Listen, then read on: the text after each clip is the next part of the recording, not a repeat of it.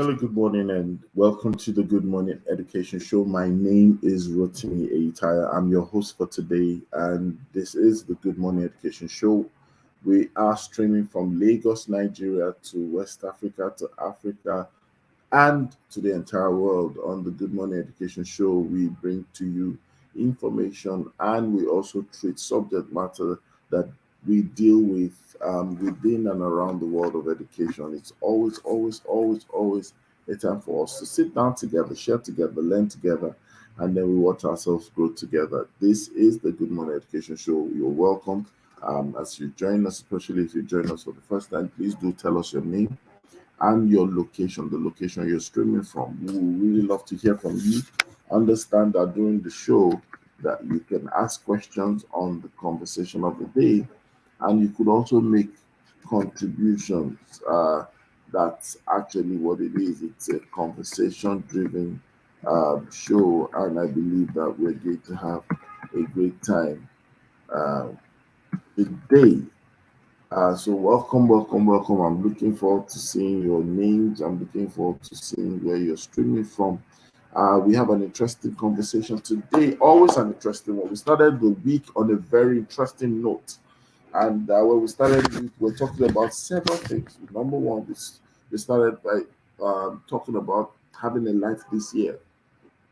Then we proceeded from that. We went into um, the second topic on the show, and that had a lot to do with yesterday. We spent time talking about should teachers okay, we talked about should teachers teach forever, and then we now yesterday spoke about tech transitions um, for teachers. Um, and today we're going to be taking a bit of a departure from that. I'm going to be talking about something different.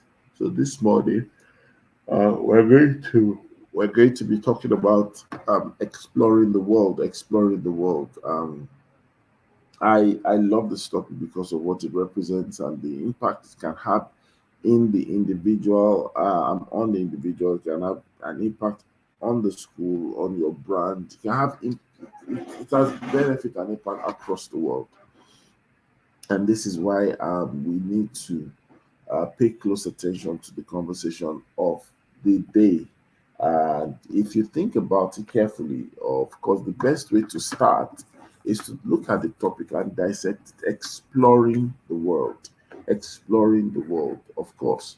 A traditional question that we should easily find uh, as the first question or question in today's show is what does it mean?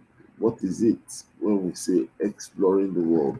What do we mean when we talk about exploring the world? Exploring the world can mean different things to different people. But I, of course, if you've been a part of the Good Morning Education Show, you find out that we spend time to, dissect issues and treat subject matter. When you talk about exploring the world, I want us to realize that it's not just traveling that should come to your mind. And that's why some people feel left out when they listen or hear certain topics being discussed on platforms like this. I think we need to realize that our world can be broadly divided into two or classified into two. You have the world within and you have the world without. That's the world inside of you and the world around or outside of you. Now, when you understand that, if we go back to the topic to say exploring the world, then we can now say exploring the world around you, exploring the world inside of you. And when you understand this, you now begin to have several um, instructions, or better still, insights as to why, what, and how.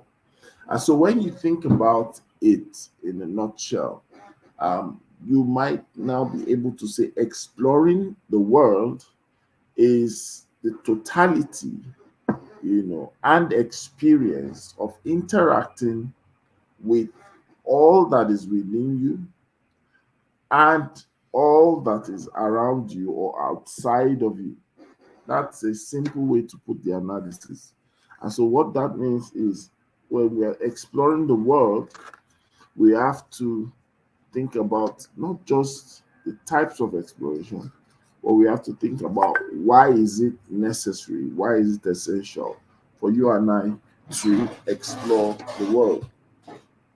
I used to tell people when I have the chance that, one way to discover exploration is to also see it as self education. There are times that you will realize just by the reason for exploring either the world within you or the world around you, you get to discover, you get to know more, you get to be more educated about it. So let's spend some time to say, why is it important for us, for you, for everyone, to explore the world around them?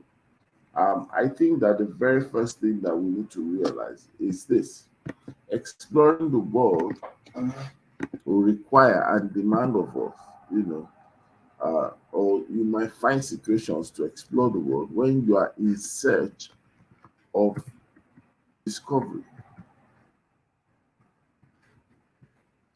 So one of the major reasons that you are encouraged to step into exploring the world is when you set of discovery. You and I know, and we know very well, that it takes discovery to really appreciate the world around you. You need to discover people, you need to discover places, you need to discover things, you need to discover how things work. And this is not limited to just leisure. We've seen people who actually try to start off things and they go in search of discovery, how something in similar climb or a similar magnitude is being done. People can actually explore the world around them because they're in pursuit of discovery. There's something they want to discover. You also realize all those fossil experts, expedition experts, researchers, archaeological experts, and all. They travel far and they travel wide in search of discovery. A particular cable network has a TV station, I mean, no, a TV channel called Discovery Channel. And in Discovery Channel, if you're familiar with it, you begin to see how they show you things you readily not regularly see. So some people have invested time, their skill, their talents, they've invested a lot of things, and they've gone into a place where they can now show you, they can now inform, they can now unveil how things work. Pretty much in a case study or as a case study, you look at a Discovery Channel, you discover how animals migrate, how animals breed, you discover how animals get to survive in the wild. Sometimes you discover how animals reproduce or how they nurture their offspring. You discover their thinking pattern, or better still, their behavioral pattern, the display and demonstration of instinct.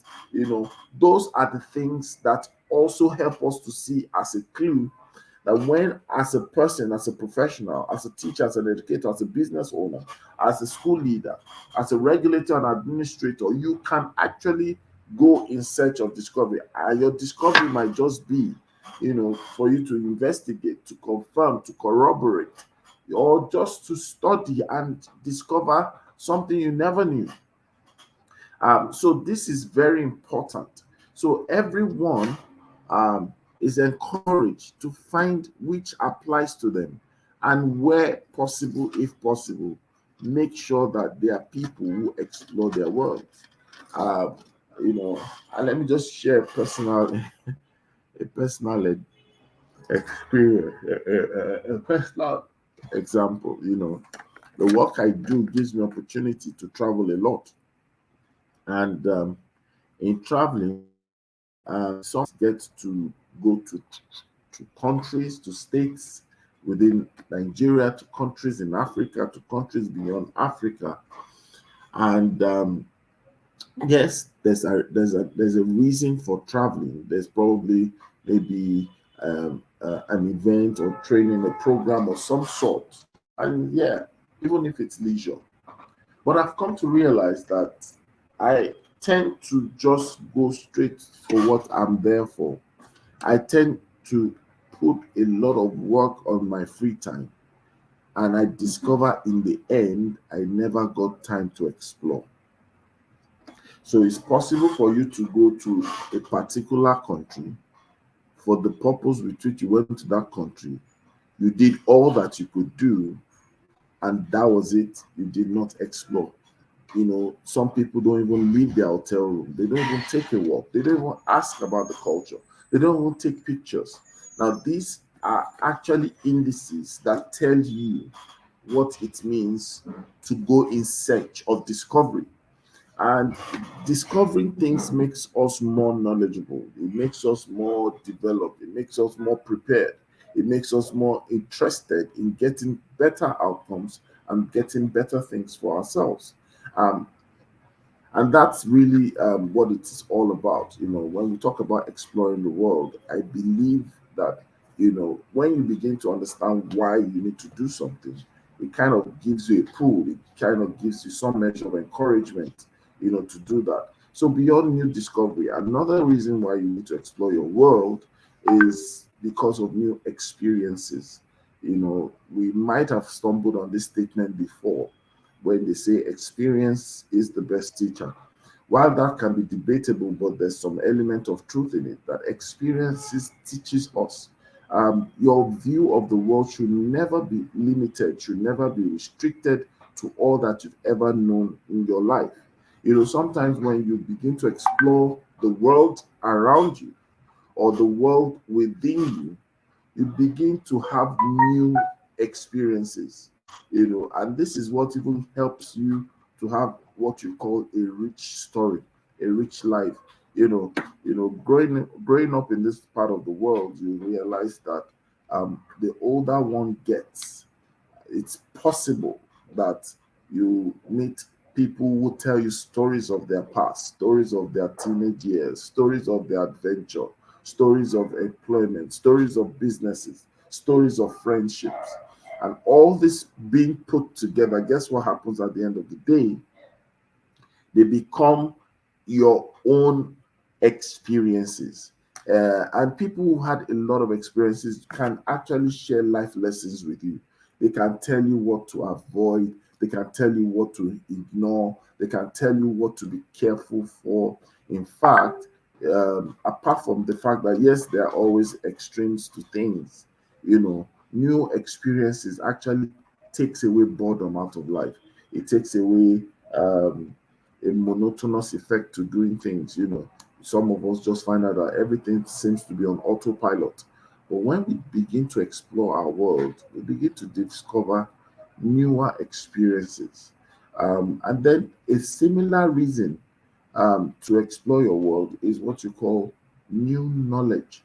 Most people are satisfied with what is placed on them as required.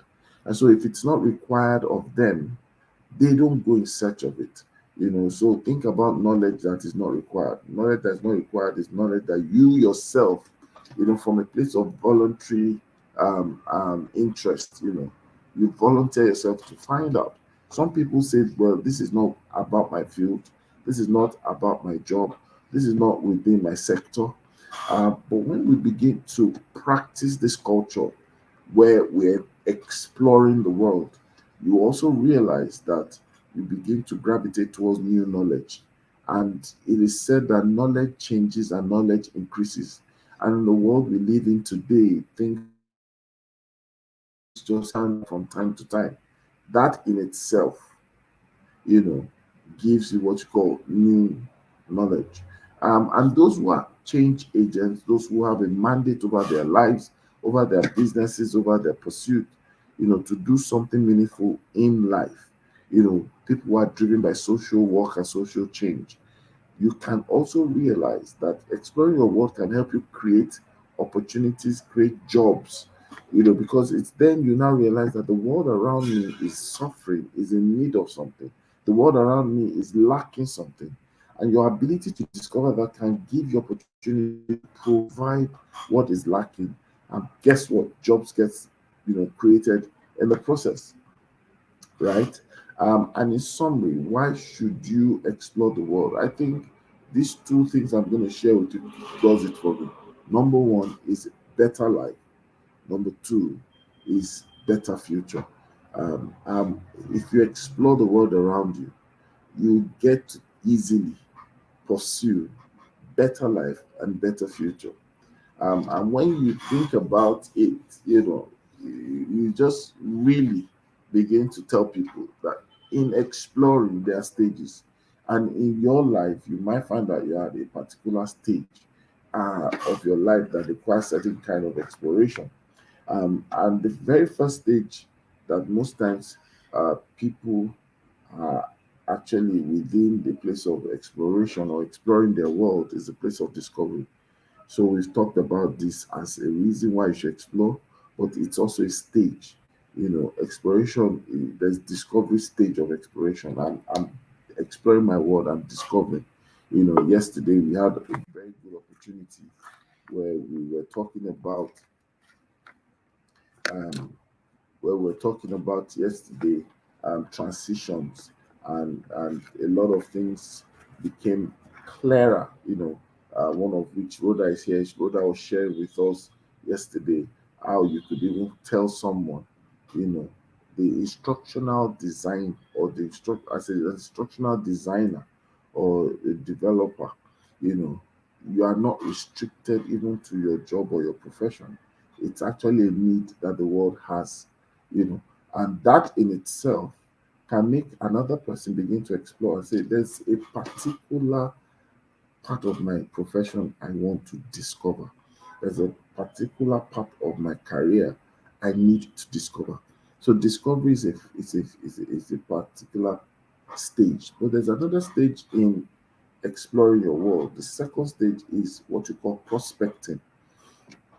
I've done that sometimes, I've done that. And I've seen that it's actually a very, very how do you put it now? A very, very important thing for a lot of people who are seeking to expand their reach and their impact. You know, you must make up your mind, to get to a point where you also want to prospect. So exploring your world, the world around you and the world within you, is so that you can prospect. You can think about it. What are the possibilities? What am I able to do? What am I able to get? You know, some people go into countries, and part of the things they do while they travel to those countries, apart from leisure and all that, is they just go around in search of what they think they could discover and then they could plug into. That's prospecting, you know. And at this point, let me just welcome Rhoda. Good morning, Rhoda. Welcome.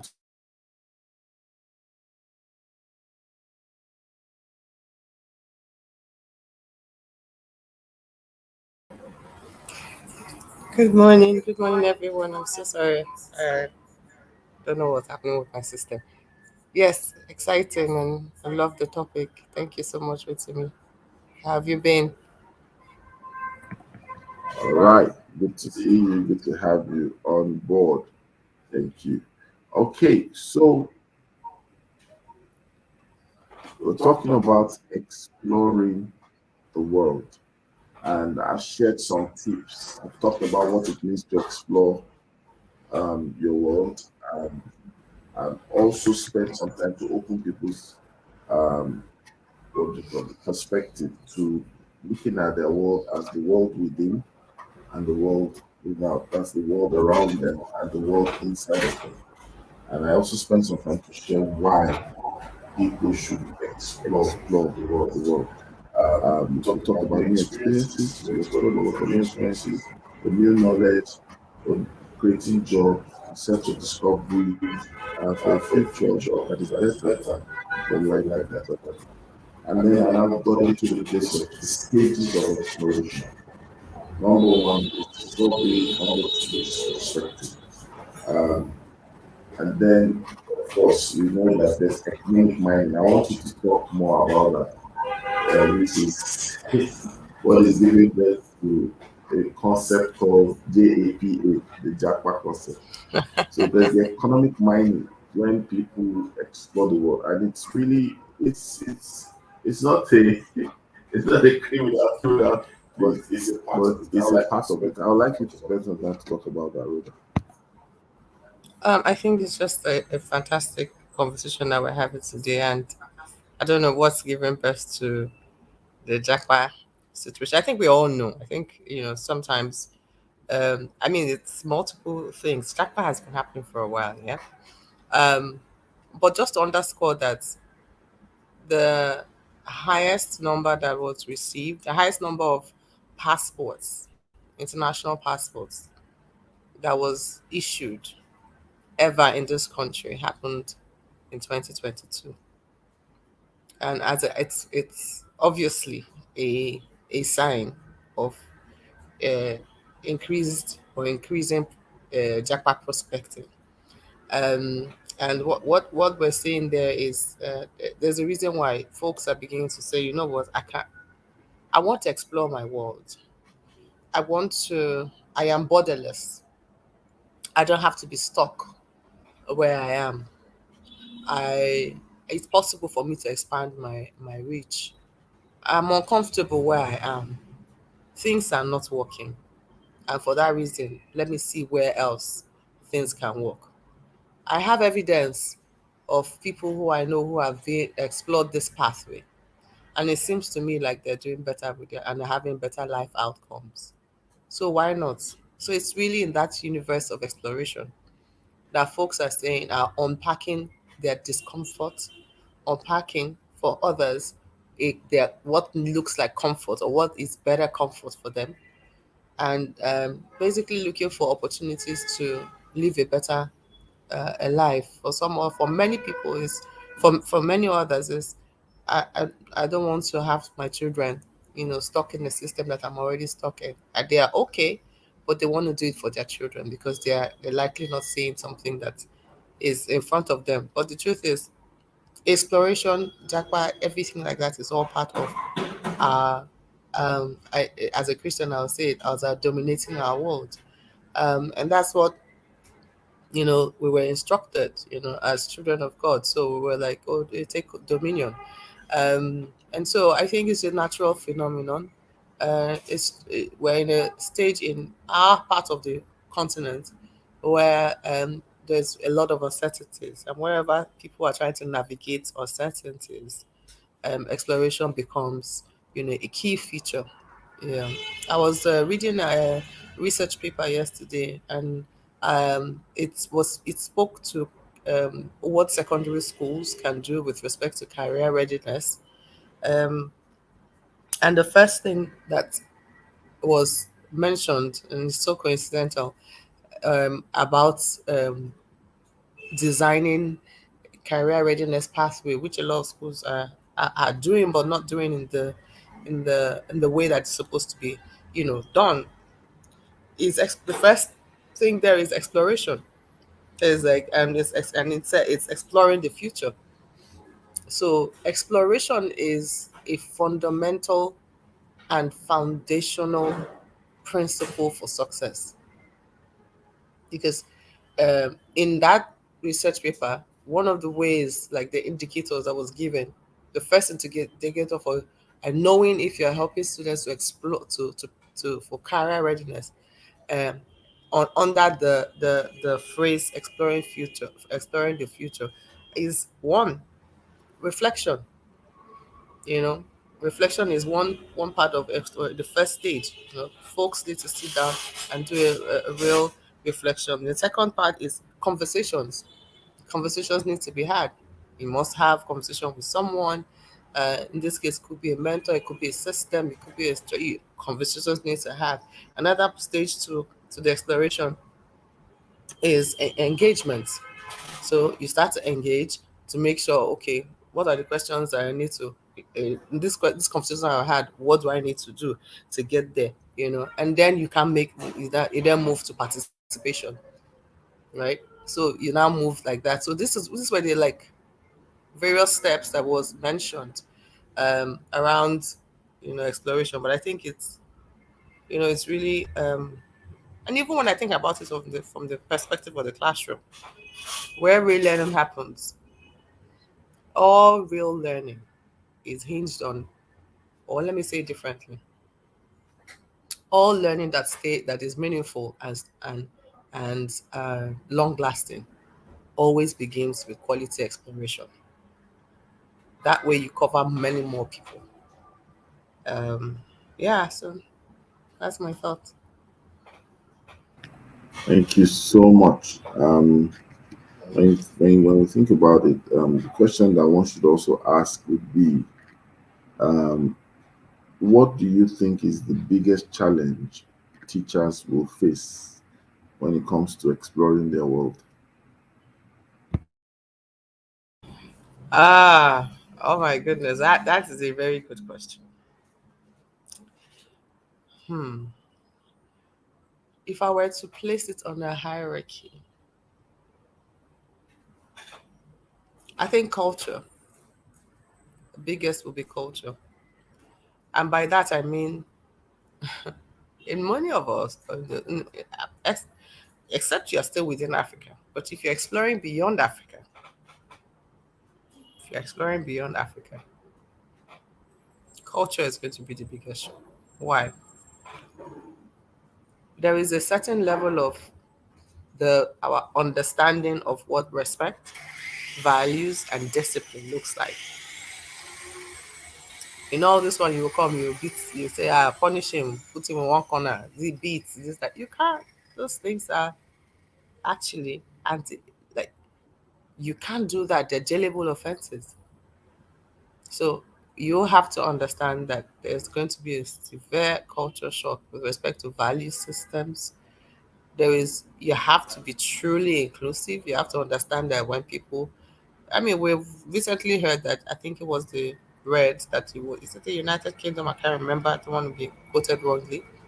That the concept around, multiple families, right? Where a family can be made up of two male parents, two female parents, and those concepts come into the curriculum. You can't go against it, right? So value systems, um, what we understand as discipline, um, what we understand as respect. We recently saw a video of a teenager beating up her teacher. Doesn't mean that it doesn't happen here. It does. Rarely though. Um, but all of those things will come, and you would realize that the first thing that will hit you hard is culture under the umbrella of values. What you understand by discipline, what you understand by respect, what you understand by the ways of life of the people. Generally, culture is always about the ways of the life of the people. And this concept about discipline, whether of ourselves or of others, you know, keeping to time. If 5 is 5 a.m., 6 a.m., that's that. Um, and then there's when it comes to the work itself, for teachers particularly, everything is data driven. You don't just come and say, "Oh, this child did this." Oh, when, how, and who saw it? There's always a making of a case. So yeah, culture shock, I would say, to me. Wow, so culture, um, above I say culture shock, professionalism, data Yeah, protection, fantastic. And these things are real. They are real. It's not something that is hiding in one corner. But then, you know, and in the spirit of exploring the world, I know a lot of people readily just think of traveling, right? A lot of people just think of traveling, and traveling sometimes could also be, you know, capital intensive, or is it, how do you call it? The Can be a capital project on its own, but I think that a lot of clues are out there. You know, conferences in some cases have been useful tools, to create some measure of exploration for people. I've witnessed conferences that people convert from all over the world to a particular location, and in that location, they are now doing fantastic stuff. They're meeting people. In fact, for them, when they say it's networking time, it's that networking time is not something they play with. How can we use events or the instrumentality of learning events like conferences, to bridge that gap of exploration where you now have shared expertise, shared experience, and some measure of exposure to the average educator. It's my story. Um, in 2009, I attended my first international conference. In that conference, I met most of the people that I have learned the most from, that have become my global partners in that particular conference, 2009. In 2014, I attended my second international conference, and it was about it's called the World Forum on Early Childhood Education. At the time, I had finished the degree in early childhood education, and I knew that I needed to get the global perspective of the conversations, the structures, the systems, policies that was guiding early childhood education around the world, and that's where that particular conference was. Let's call it the UN of early childhood education. Um, and in that same conference, I met people that have become membership. I formed my inclusion background understanding. I built my connections in that place, and ever since then, it's been learning and more learning. And I mean, what I've taken from that community is much more than anything I studied in the university. And I did a full year program in early childhood education. It is beyond it is beyond comprehension if I begin to break it down. And that has opened my door and my own window for speaking engagements, for meeting, networking with people, for really understanding what the global conversation around early childhood education and even education in general is. Um, so I do think that networking events, conferences are such a huge opportunity. So um, when you go to their website, you see my name. It validates my work. It validates my work as part of a working group that has global conversations on inclusion. Um, so I'm just telling my story because it is the fact. It's what has helped me. It's what continues to help me. To know the right policies, the right systems, the right structures to place, and I see how it has hugely impacted on my work. So every career path I've gone on, it is because I had that clear understanding of what is a solution. Um, and it helped in all the conversations I've had, such that it helped me, I would say, move up the career ladder. So and even move on the earning ladder, I would say as well. So I think, yeah, just growing your skill set, growing your opportunities to building yourself in many ways. I find that has been helpful, and then of course exploring different parts of the world. It's just a good place to travel. Travel is such a huge learning experience. Being able to go to different parts of the world, seeing what is happening. I went to early childhood classrooms, my first real early childhood classroom, where I saw that everything was tailored to those children. This is not even about inclusion or anything. It's now, what does an early childhood center look like? It was there I learned that companies paid for their staff to set up early childhood centers with the for I didn't know that side of the work, and now often that's what we're having, the conversation we're having yesterday, that sometimes teachers just look at themselves and say, oh, this is all I can be and do. And it's not true. But you won't know what you can be and do if you're still within the you're not exploring the opportunity found in networking and conferences. Yeah. All right. That's so powerful. And it's very important that people listening to us, begin to internalize some of the things that we're specifically saying to the subject matter of discussion. And one of the things that I would like to ask you is based on your experience. You personally said, you encountered, a lot of things from some of the conferences you've been a part of. I'm sure there are people, they call them backpackers, hitchhikers, backpackers, and all that.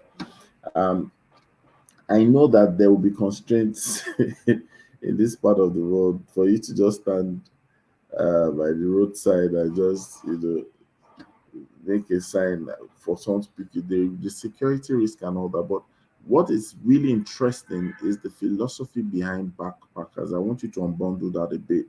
And how can we borrow a little from such and turn them into success clues for us to have maybe an inquisitive and exploring mind, embracing risk, and actually going on an adventure, which some people call out on a limb. You know, let's hear from you. Hmm.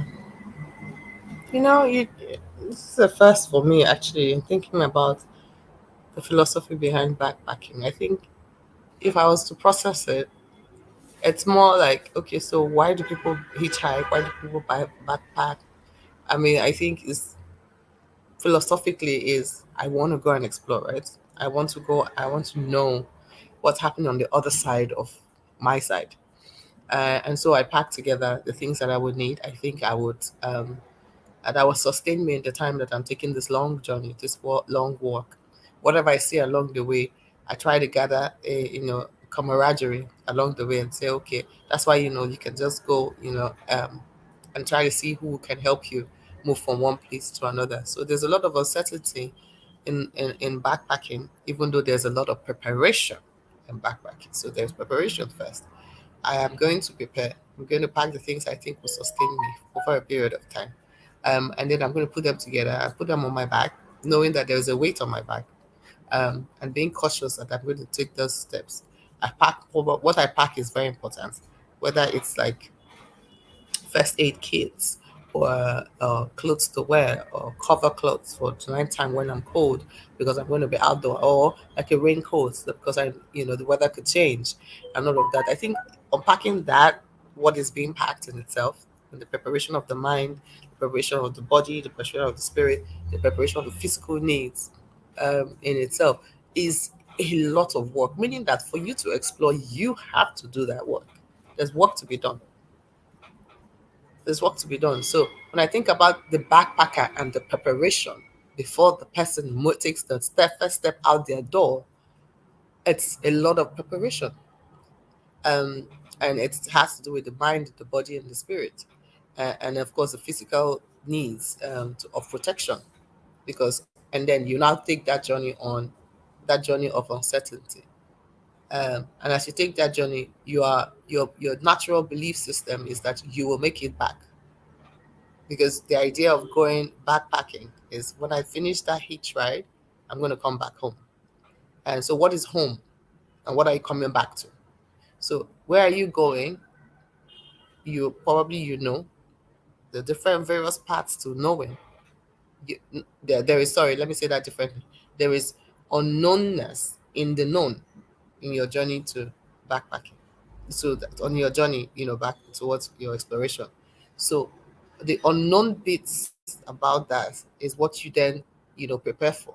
You prepare that, I may be unsafe, and it's okay. I know that I may be unsafe, but it is okay because what I have this protection gadgets.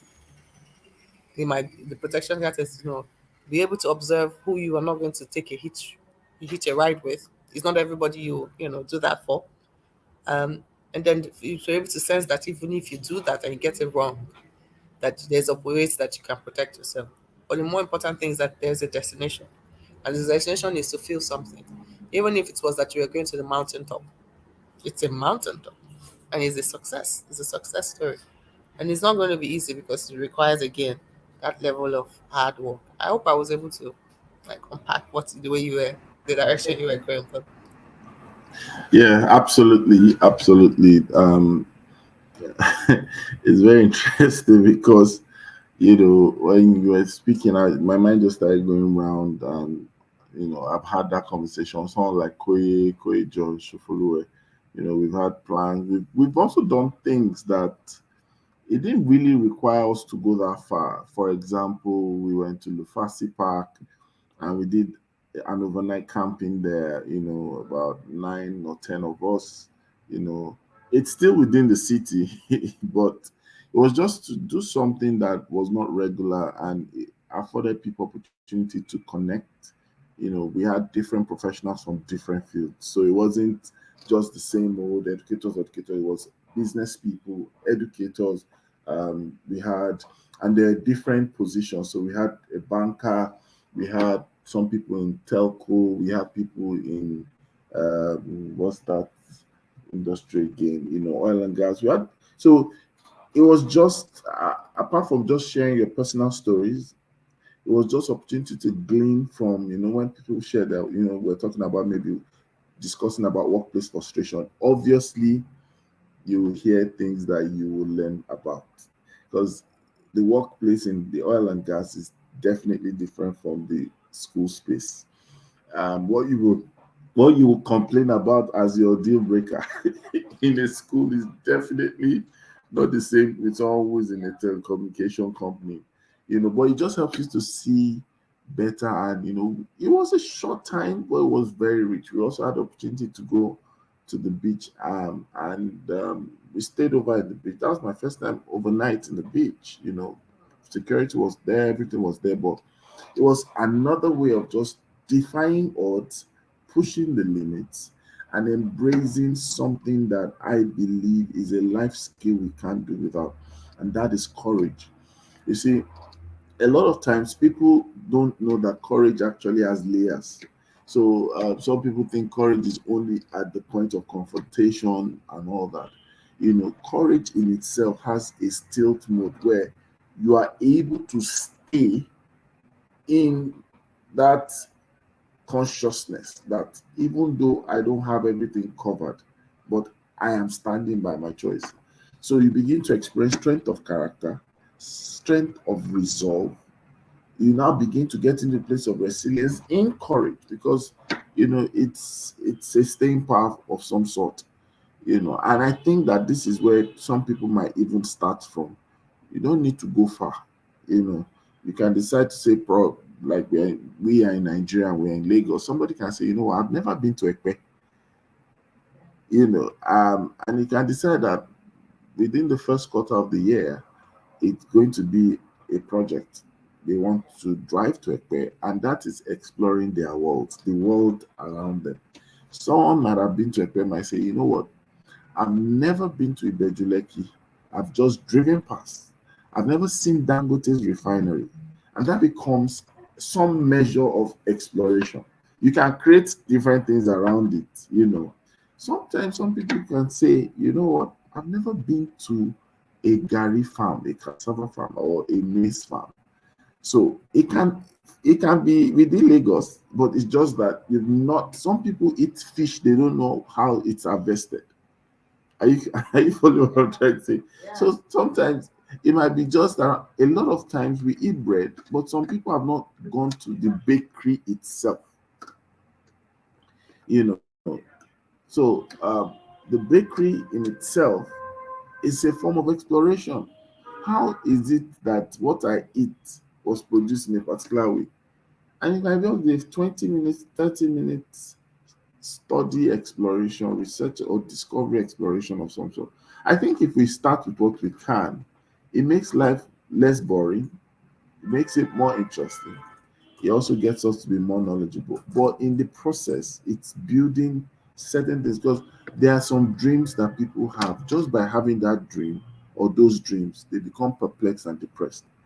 Great dreams dream when there's nothing it finds itself on. Dreams require framework. just for you to even accept and internalize your dream. If you don't have a large heart, if you don't have a different kind of thinking and mindset, if you don't have a risk appetite, it's not worth even dreaming big.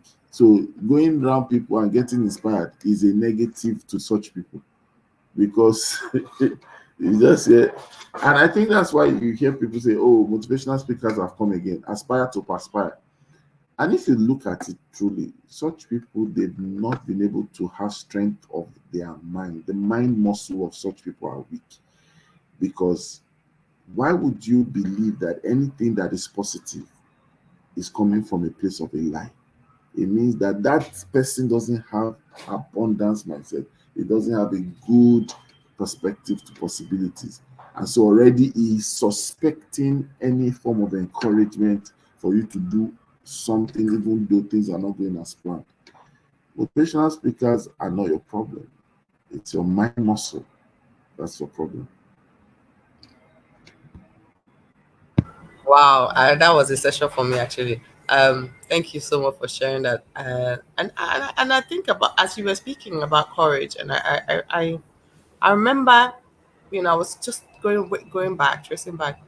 Where were the moments when I didn't use courage? And I have so many stories that resonates with that. So it's not to say that one will always be in that you know place of moving.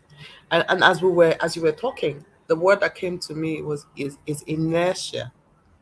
And I remember that's every time that I didn't use courage, it was inertia. It was a state of inertia. And if you just Google inertia, it's the meaning of inertia. It says it's a tendency to do nothing or to remain unchanged.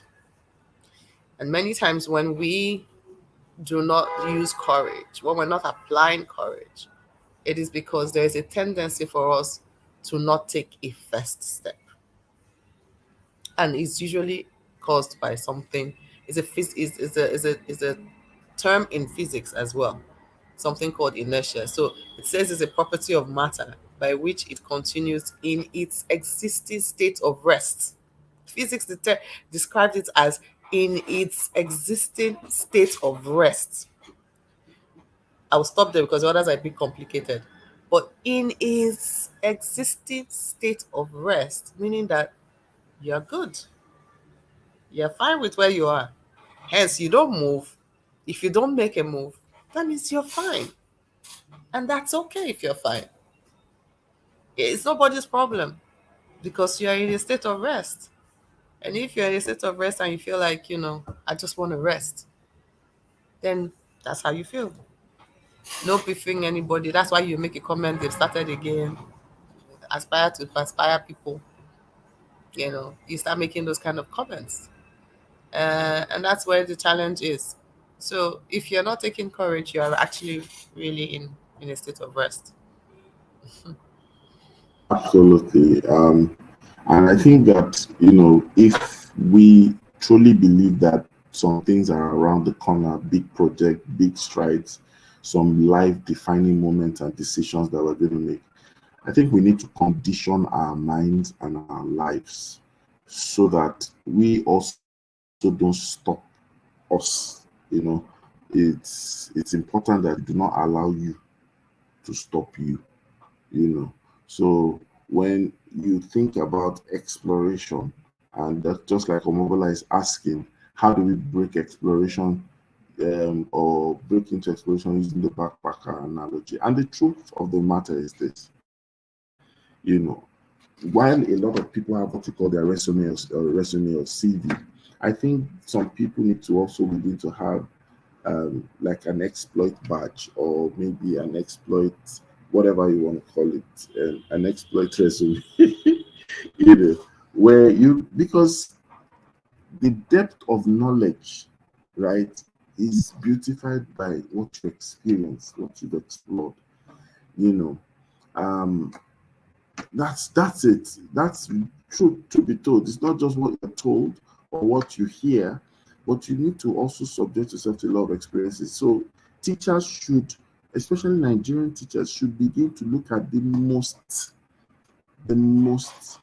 available, or is it the minutest, if you want to call it, opportunity and ways to just find an exploration. You know, you have your hometown. What are the rivers in your hometown? What are their names? What type of fish is in that river? How is the cherry, what we call agbalumo, how is it harvested? What tree does it what tree is it on? Because not everybody that sees how it is.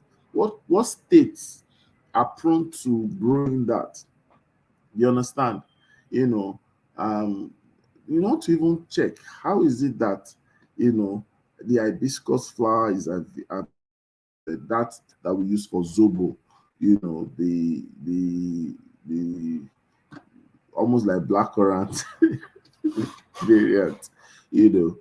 Because see, the more you know, the more you're aware, the better your comprehension. The better your comprehension, the bigger your possibilities. Impossibility is actually, right, a comprehension. It is a reality you are here to comprehend, meaning that impossibility is highly a comprehension issue. So teachers need to immerse themselves, and where they can't physically go to, they need to figure out where there are even stuff. I think I shared with you, Rhoda, some time ago, about the brain surgery I discovered Africans used to do before medicine came into Africa. When Africans used to take out brain tumor and they open your scalp and they will be drinking beer, as in during the surgery. It's a 17-hour surgery, right? A white man stumbled on a tribe and he discovered that tribe and took the videos. And the surgeons, very brutish stuff, but it worked. Although the scar was very ugly. Yeah, they will turn your head almost like a little baker kind of hairstyle. And then they cover it. There are people who are like the anesthetics or whatever people. There's people who their job is to keep flies away from the head. There are people who are, and you'll be shocked. They are tickling the feet. They didn't learn it from medicine, just to make sure the person doesn't slip into death. Make sure it's physically away. You see, these are things that you can explore. How do people raise children to be well behaved in different cultures? The Japanese model, the Chinese model. How do we integrate it into us to have a hybrid model? But a lot of people feel disempowered and helpless because they're not even thinking in that direction. So I think for teachers, the average Nigerian teacher, you know, they should have something like a badge, or groups of friends should make up their mind, in 52 weeks, don't sleep. All those 52 weeks, don't sleep in your house. You know, there should be a portion of the 52 weeks that should be outside your house. Don't sit at home. Say some people say, I'm a home person. It's a lie. You need to move away from your comfort zone.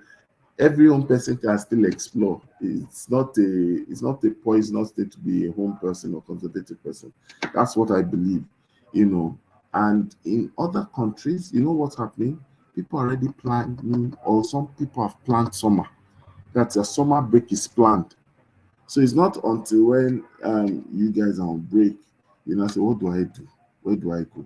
A lot of people plan destination themed activities and sometimes support themselves to be able to get to go and make it reach. So that's where I think they will start. Well, let's have a parting shot, please. Um, I think it's just a fantastic question that Omobala asked. I thank you for sharing all of that. Um, Opportunity, yeah, spots of opportunities for Nigerian teachers to take the baton. I think I've heard this said in multiple places. If you think you can or cannot, you are correct. Um, it doesn't. It's this is a self-paced journey. It is. Systems can help you. So, for example, when you mentioned that there are many parts of many in other climes, folks have planned their summer. Guess what? They can plan because they have a credit system that enables them to do that. So, systems can help for sure. systems can help. That's without a doubt. I mean, when we talk about the human capital index, to understand where different countries are, or let's call it the Human Development Index (HDI). The first three things that come up there is access to education, quality education, access to quality healthcare systems, and access to credit systems that enable you to live that kind of life. So systems do help, and the opportunities for maybe school systems to define what a school academic calendar looks like. I know that sometimes it feels as though you must follow it the way there's been prescribed and required and regulated. Fine, yes, you must follow, but what does 1 week do? Does 1 week break the ice? Does 1 week is 1 week a deal breaker in an academic year? Uh, and if that 1 week is an immersion week for teachers, that gives them opportunities to be able to forcefully sometimes take this immersion journeys, then that's what you do to get your teachers to be a bit more explorative. Those who take it become people that can continue this journey with you. Those who don't take it, it's also clear where they are. Um, but I think anything we do with a positive mindset and creative, critique there. I think many times because we tell teachers what to do, we don't work with teachers on what to do. Sometimes it can be a challenge. Um, but ultimately, at the end of the day, it's really about you. The self-paced journey. If you think you can, that's facts. If you think you cannot, that's facts. And it's really about you. It's really about what you think you can or cannot do. And we can't even go beyond saying that. But do systems help? Do systems support? For sure. Do you want to break out of a system, and break out actually of your status, of your state of rest, of your state of inertia, and take courage and take a pack together a backpack? Then there's work to be done, because you have to know that this is not your place of rest.